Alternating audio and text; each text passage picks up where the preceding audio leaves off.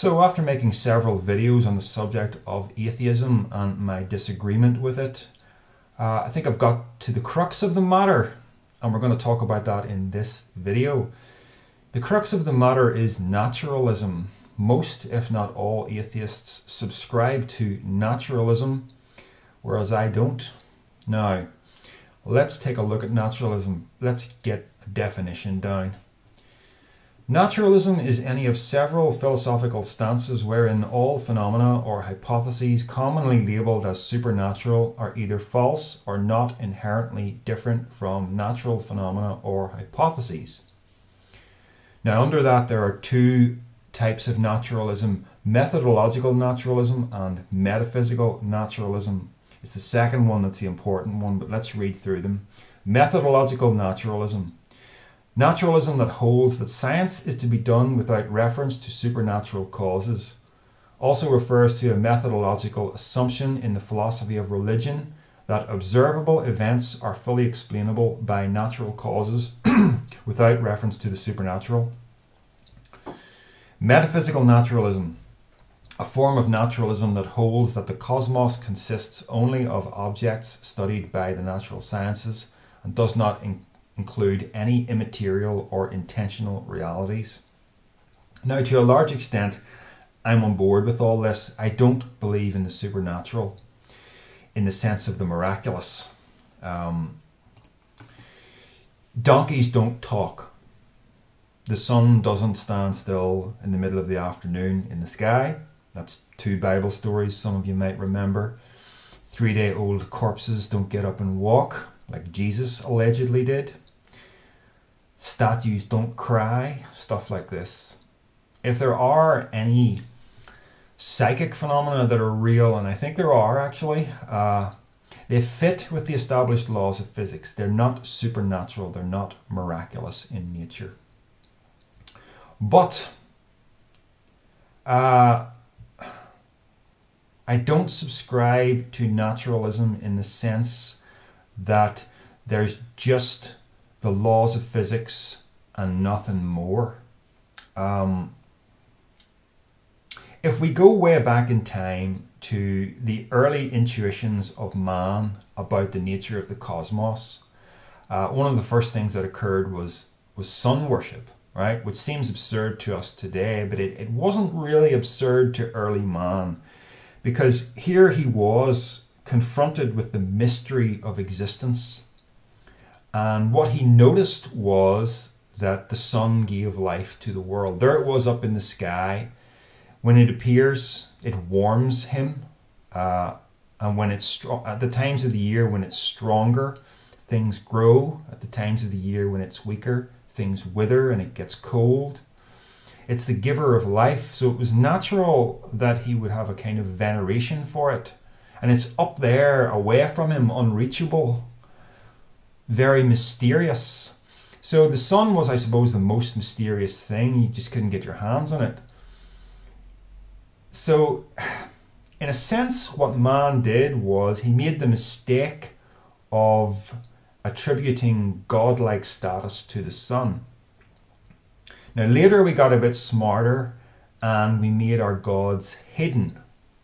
You know, if there's a storm and there's lightning and thunder, that's Thor striking his hammer, right? But Thor's hidden, you know? So we saw gods in the forces of nature, but they were hidden. Now, I think the smart people understood that we were telling stories about reality in a very abstract way that helps us understand reality, right? The dumb ones would have believed in the literal existence of these gods, these anthropomorphic entities. I mean, we can still tell stories about reality involving beings that aren't real and derive benefit from that. The one that comes to my mind is the old story that comes from Native America. And I hope I get this right. There was a boy asked his father about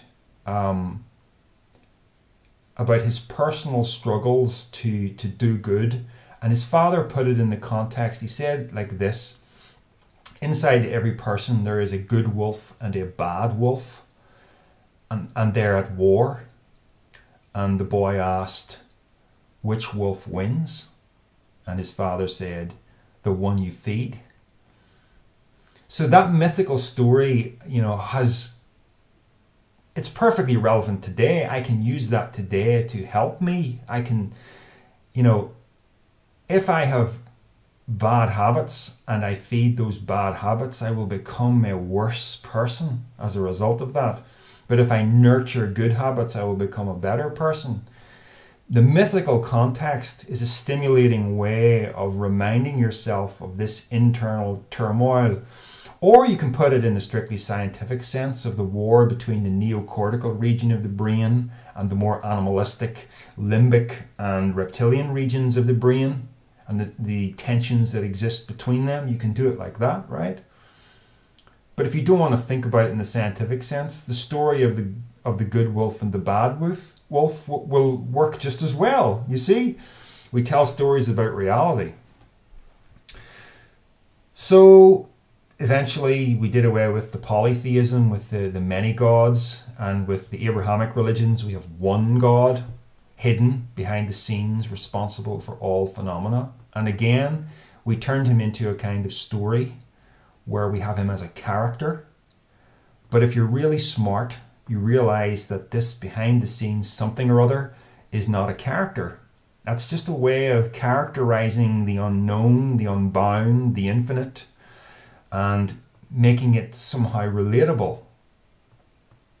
But of course, the big mistake that man makes is he thinks he has to understand it. So he says, this is God and here's the attributes of God. And that's a huge mistake. Instead of just realizing there's a big mystery and then leaving it a mystery. See, that's the secret. That's where I'm at. I know there's a huge mystery to existence that I will never penetrate, so I leave it in mystery. It doesn't become a frustration that I have to solve. It's just there, and it's always has been, and my hunch is that it always will be.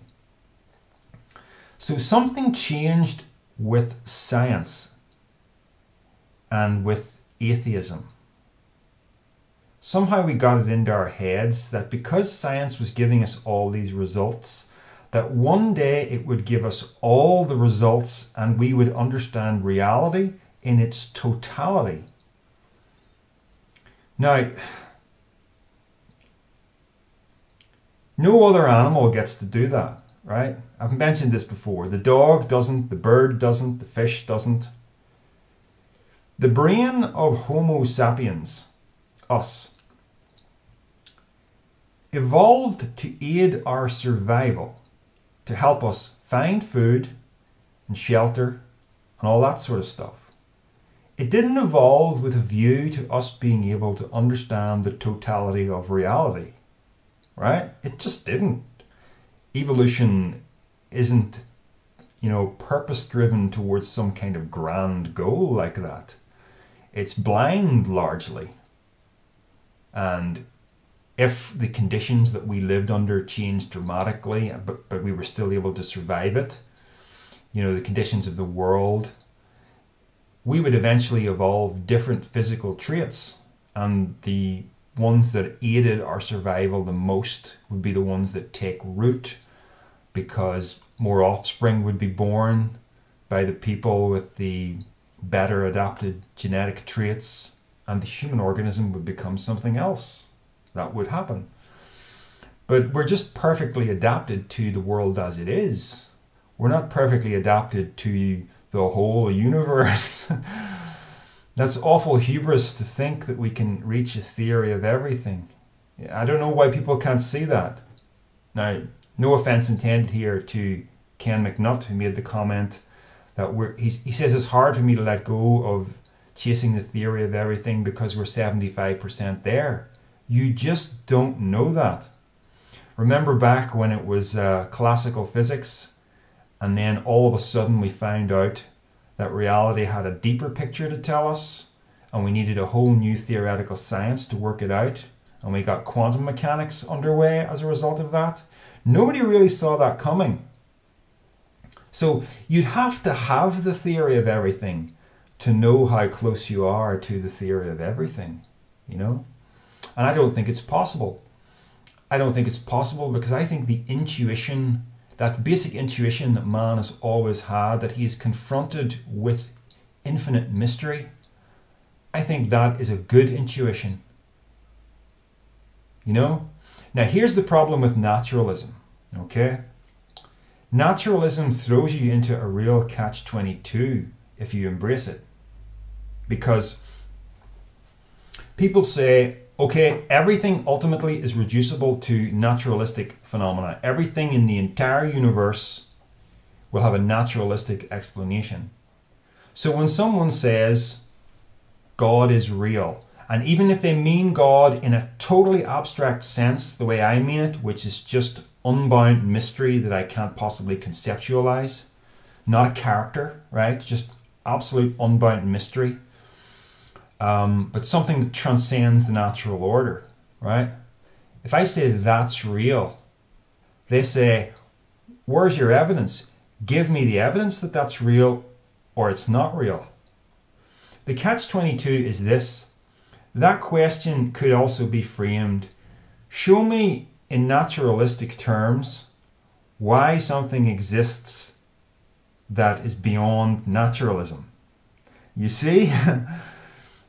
If you adopt that methodology in your thinking is then constrained by that. But I'm proposing something more abstract than that. And the naturalist goes, not permissible, taboo. But what if your naturalistic presupposition is wrong? It hasn't been proven. You're just running with it because of science's track record of being a good way of understanding reality. No doubt it is. It's indispensable. We need science. But can it explain the totality of reality? No, I don't think so. That's my hunch. And your hunch, and it is just a hunch, is that naturalism can and will. You see? We don't have the theory of everything. You'd have to have it to know that naturalism can explain everything. So, my position is certainly not absurd. Maybe I can't prove it, but I think numbers like the number pi are real signposts to it, and that's why I brought it up a couple of videos ago. The number pi is a real number, but its digits are eternal. There's an infinite regress inside pi that cannot be bound in nature. You see that? It can't be bound, but it's real. It's a hint of the transcendence. A transcendence that we can't conceptualize because we're stuck in the natural order. And it, whatever it is beyond nature. Okay? Now, I would like to say, before anybody shouts me down about this particular view or ridicules it, that I'm in very good company with this. So I'm going to read you something that Einstein wrote. And I'm certainly not comparing myself to the greatness of Einstein, but I'm just saying, if you're inclined to laugh at my position or make fun of it, that this is a position very close to, if not identical to, what Einstein advocated. So in an interview, this is written in George Sylvester Vierek's book, Glimpses of the Great. Einstein is answering the question of whether he can call himself a pantheist or not. And he says this, your question is the most difficult in the world. It is not a question I can answer simply with yes or no. I am not an atheist. I do not know if I can define myself as a pantheist. The problem involved is too vast for our limited minds. May I not reply with a parable? The human mind, no matter how highly trained, cannot grasp the universe. We are in the position of a little child entering a huge library whose walls are covered to the ceiling with books in many different tongues. The child knows that someone must have written those books. It does not know who or how. It does not understand the languages in which they are written. The child notes a definite plan in the arrangement of the books, a mysterious order which it does not comprehend, but only dimly suspects. That, it seems to me, is the attitude of the human mind, even the greatest and most cultured, towards God. We see a universe marvelously arranged, obeying certain laws, but we understand the laws only dimly. Our limited minds cannot grasp the mysterious force that sways the constellations. I am fascinated by Spinoza's pantheism. I admire even more his contributions to modern thought. Spinoza is the greatest of modern philosophers because he is the first philosopher who deals with the soul and the body as one, not as two separate things. So Einstein had a lot of time for pantheism. He spoke in another quote of veneration for this force is my religion. That's generally the way I think. I am filled with wonder about the universe, whereas it seems to me that the typical atheist hasn't got that wonder because he's running with the view that ultimately everything's just going to be reducible to a bunch of equations. Everything is mundane, naturalistic. But I think it isn't. I think we're always going to have the wonder. And I think that's great, actually.